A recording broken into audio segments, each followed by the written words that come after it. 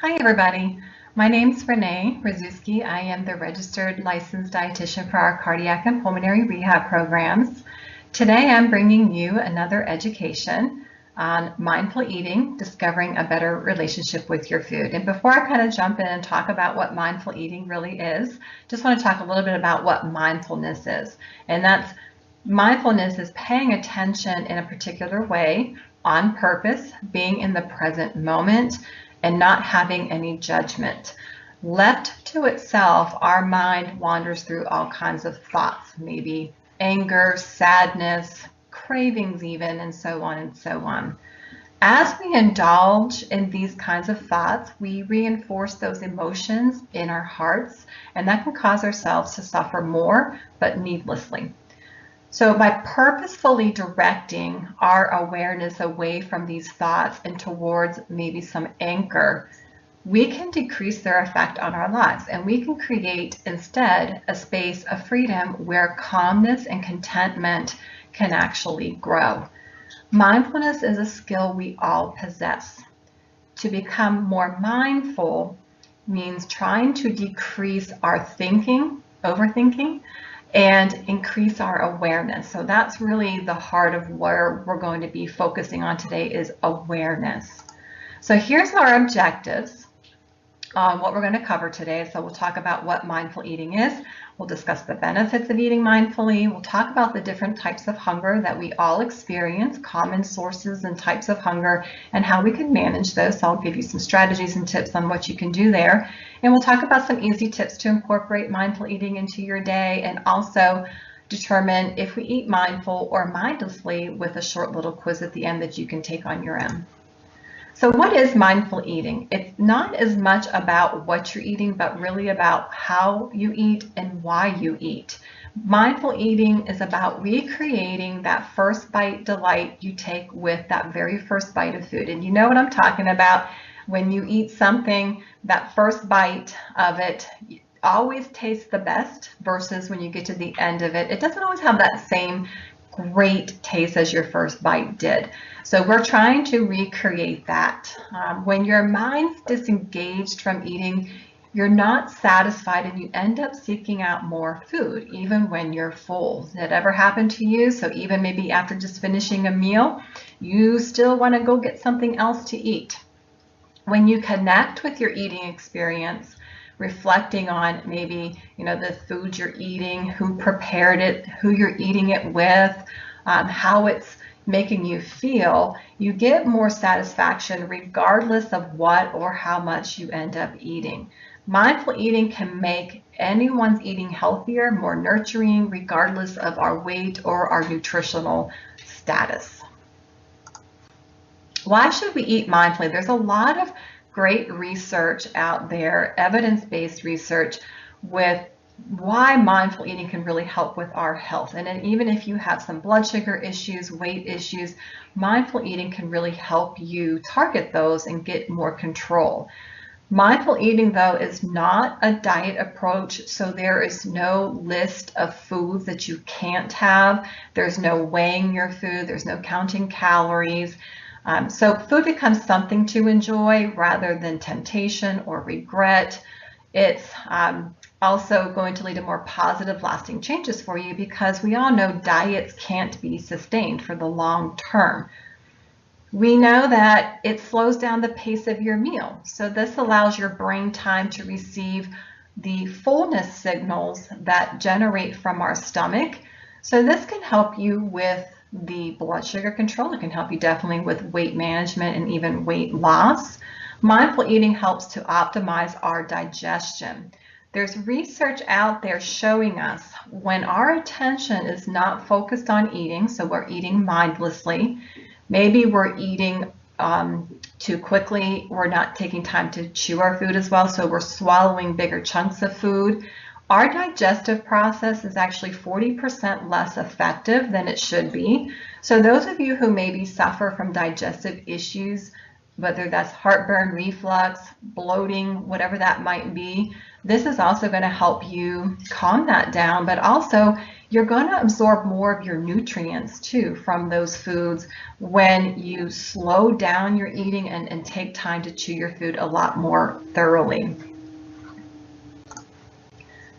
Am I hungry? This is the question we need to be asking ourselves.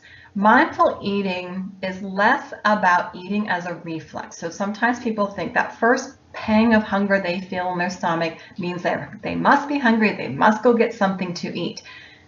I'm not saying you shouldn't, but again, what is mindfulness and mindful eating really kind of focused around is awareness, becoming more aware instead of just reacting to that sensation. So when you maybe feel that hunger, so just take a pause and maybe just bring awareness into the moment. Is it something that's going on with you emotionally? Are you upset? Are you stressed? Is something coming up for you that you have to complete? And what else maybe could you do to nourish what the root of the problem is here? If you go back and say, you know what, I really am hungry, then go and eat. But maybe it's something else. And just bringing awareness to it and being mindful and taking this approach can really help you be more effective at getting control over your health instead of these thoughts controlling you. So doing some deep breathing exercises helps to calm us down. We know that releases those feel-good chemicals in our brain, but also maybe just get up and move around, get out of that area that you maybe are in that's, making you feel pulled to go to the kitchen and eat, and just take a few minutes to calm down and see if that feeling still remains. We're going to talk about the different types of hunger we all experience. Maybe some of us have more predominant ones than others. And we're going to talk about some strategies and things that you can do to overcome them. So the first one here with the eye hunger, this is that type of hunger research shows is very powerful. It can override all signals of fullness. So we see something and we react to it. So if it's something that looks really good, we're more inclined to want to have it. Does this ever happen to you? Maybe it's you saw something pass by you in a restaurant when we were eating out and you said, I gotta have that. So this is what we're talking about. If we can try to make things interesting and beautiful to look at, this is a way to kind of tame down this type of reflex or type of hunger we have. Serving a meal for yourself as you might for a guest. So using your nice dishes. Doesn't mean you have to break out your good china that you might for special occasions, but there's something about when you're eating on a nice plate versus a styrofoam container or a cardboard box that it makes it more special. So it, again, is that connection to satisfying our eye hunger without necessarily feeling pulled to go eat those cupcakes or those cookies or whatever else that we really didn't need. Looking at something beautiful or even interesting can be helpful, again, to nourish this type of hunger. So what around you do you enjoy looking at that calms you and can help you, again, get through this type of hunger if you're not truly hungry? Nose hunger. We know scents and flavors entice us to eat, right? I mean, have you ever had a hard time resisting those fresh baked cookies somebody was making, or maybe you were outside taking a walk and you could smell somebody grilling something really delicious? That entices us. So before we eat, some things you can try to do is really smell your food. How many of you take time to truly smell the food you eat? How many smells can you detect? This is, again, about awareness, connecting what you are eating and trying to get more from it, that experience, trying to make it more satisfying. How does the taste change maybe as you breathe in and you breathe out? How long does it take the taste to linger after you swallow? So these are some just, again, questions and activities to raise awareness when you're eating.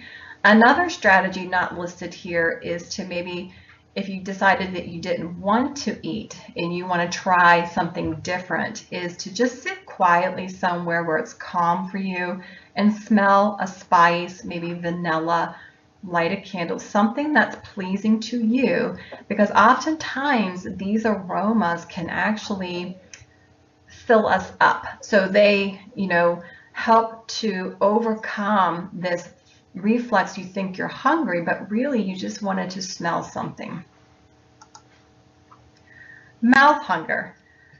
The mouth is truly what we call this a sensation junkie. It constantly wants new flavors and textures. When we don't pay attention to what is happening in our mouth as we eat, because you maybe swallow your food too quickly, you don't take time to really taste it, your mouth will feel constantly deprived, and you will be quickly back in your kitchen searching for something that you've missed. So I don't know how many of you can relate to this type of hunger, but it is pretty common. So we really want to try to make our plates or our meals and snacks interesting for our mouth. So this comes, in the form of having several different textures, even colors that could be present on that plate. If you think about it, if someone just served you a plate full of something that looks the same texture, color, definitely doesn't appeal to your eyes, but it also isn't going to satisfy your mouth. So here you see this example of cold crunchy carrots and warm creamy potatoes. So you have different temperatures, you have different textures, you have different colors. And really focusing our attention on the sensation in your mouth when you eat those foods, feeling the texture, really trying to get the most out of that. Chewing your food as much as you can. It might not be 15 or 20 times, but if you know you only chew your food maybe 3 times, could you maybe try to chew 6 times? The longer you keep that food in your mouth, the happier our mouths are and the more satisfied we will be. Stomach hunger. Many sensations contribute to hunger pangs, but it's not always real hunger.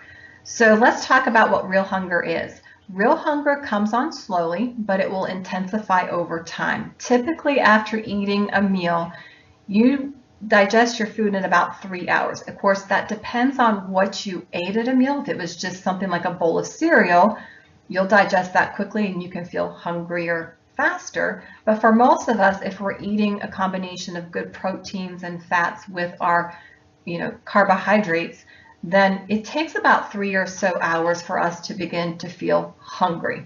So there you can see there are some differences to kind of understand if, is this real hunger? It's building over time. It's been a while since I've eaten. And here's another thing. You don't typically have any cravings when you have real hunger. You know that whatever you have there, you're going to eat and it's going to satisfy you. Now, when we talk about what we would call maybe fake hunger, it's otherwise known as emotional hunger. So it's tied up with maybe you're feeling bored.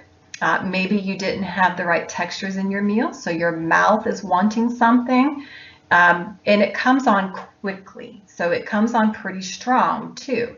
So maybe you've experienced cravings, so you know exactly what I'm talking about. You can even feel your mouth water sometimes when we think about certain types of foods. So this is an example of what we call fake hunger.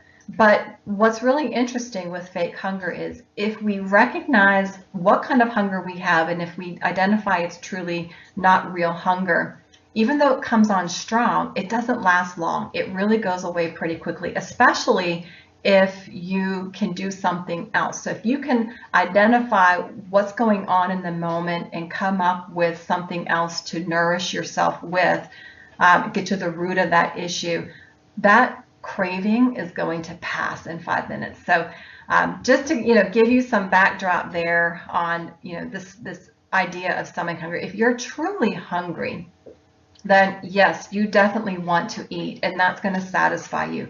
If you're not truly hungry and you eat, it's not really satisfying you because whatever triggered you to do it in the first place, that trigger is still there. And it may come back again later that day if you don't deal with it as effectively. So learn more about your stomach hunger by maybe, trying to figure out, does this feeling pass? How long has it been since I've eaten? Does this feeling come on at the same time every day? Do I notice this maybe when I'm starting to feel tension or stress? Just some things to kind of consider. And Also, I guess I can add on the second slide here, maybe your body is not asking for food, but it just needs a break. So again, that deep breathing, stretching, taking a walk around your home or somewhere, maybe inside your home, also can be beneficial ways to deal with fake hunger or not real hunger. Cellular hunger is when your body craves what it needs to optimally function. And I hear people tell me this, and I've felt this too, that you have a craving for something, but you feel like it's what your body needs. So if you've ever, I can relate to this, pay attention. So before you decide what to eat or maybe buy if you're at the store, ask yourself what you think you really need. So it's kind of doing a little self-reflection, little self-intuition here on, maybe I need to have more variety of colors and textures at meals, of vegetables or fruits. Maybe I need to have more healthier fats and proteins. These are foods that obviously have high nutritional content, so they're going to be used by our body in a way that satisfies it in that cellular level. Maybe you're just thirsty. We know that the first time you feel thirsty, that actually is an indication of slight dehydration. So just getting a drink, water, maybe a little juice, whatever it is you enjoy, and hydrating yourself, believe it or not, if it was false hunger, it's going to go away. And again, at the bottom of this slide, just listen. What is your body telling you? And try to follow that. Mind hunger. These are thoughts that we all experience. I deserve, I should, right? How many of you can relate to this? So what are some things we can do here? When your mind tells you to go and eat something, and you do, that form of hunger cannot be satisfied by food. It's usually satisfied when we quiet our minds. So when we eat based on thoughts in the mind, our eating is usually based in worry also.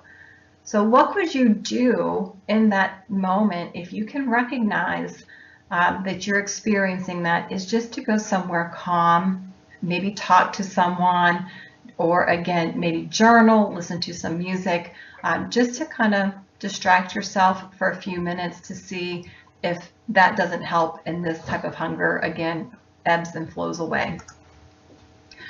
Heart hunger. We all seek food to help us feel better, whether it's we feel sad or even when we feel happy, like when we're celebrating and we're maybe at a party, we eat foods just because we're happy too. So some things you can do here, even if you decide to go ahead and eat, maybe just take a small serving of it and really take time to enjoy each bite and imagine it really kind of filling your heart with whatever it is that you find you need. When you eat, think of the energy you're getting from your food and maybe, where that food came from, and try to have that feeling of gratefulness and thankfulness.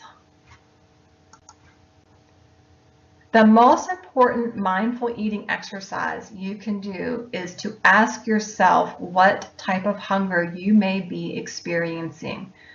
Even when we talked about asking yourself that question, am I hungry? What type of hunger do I feel? Since we've gone through all of these, maybe again, you predominantly associate with heart hunger and eye hunger. So you can use some of those strategies to help you overcome using food for the wrong reason. So remember, the only kind of hunger that it will be satisfied by food is going to be stomach or cellular hunger. All the other forms of hunger will only be temporarily suppressed. Rather than eating as a reflex, you can use this information to decide whether or not you want to eat or not. Remember, there's no rules here. This is not a diet. So whatever you decide to do is going to be okay. No judging, no criticizing. Here are some ways that you can incorporate mindful eating in a simple way if you're not really ready to kind of dive into those intense self-reflections, so that's okay. Just want to point out a few things on this slide. Maybe when you begin a meal, halfway through, pause, check in with your stomach and kind of see if you're beginning to feel satisfied or close to feeling full. Use this maybe as a signal for you to stop eating soon. This is going to help too with people who have a goal to control portions because they want to get control of weight or blood sugars, blood pressure, that type of thing. Do try to pay attention to how well you chew your food, especially if you experience mouth hunger. The longer you keep that food in your mouth, the more satisfied you're going to be. And swallow only when that food is actually uniformly smooth. One last thing to point out, try to put the right amount of food on your plate. Remember, you can always go back to have more, but again, try to make your meal last at least 20 minutes. Why? Because it takes that long for those fullness hormones to get to our mind. So again, if you're somebody who says, I'm really trying to control my portions, I don't want to diet, I don't want to deprive myself, this is the best way to try to achieve that. And you'll find that it's not as hard as you think it might be. So time yourself a couple of times. See how quickly you go through a meal. And if it's 10 minutes, try to make that last 13 minutes or 15 minutes. And each time you eat, try to extend it out a little bit more each time. Here is that self-assessment quiz I talked about. So depending on how you answer these questions, you're going to find out whether you're mindful or mindless. And it's okay if you're mindless in this scenario. Doesn't mean that's a bad thing, but it just serves as a starting point for you to know where to start. Where are some habits maybe you need to work on in providing, the information I just gave to you. Maybe you could use that information to work through some of these eating problems you have. Lastly, this is a resource page that you can use on these websites with free information if you want to take a dive deeper into the mindful eating and explore that and get some better ideas on how to do that. So I hope that this education was helpful for you, help you to get control over your eating, repair your relationship with food, help you to enjoy what you're eating, and stay well. Bye.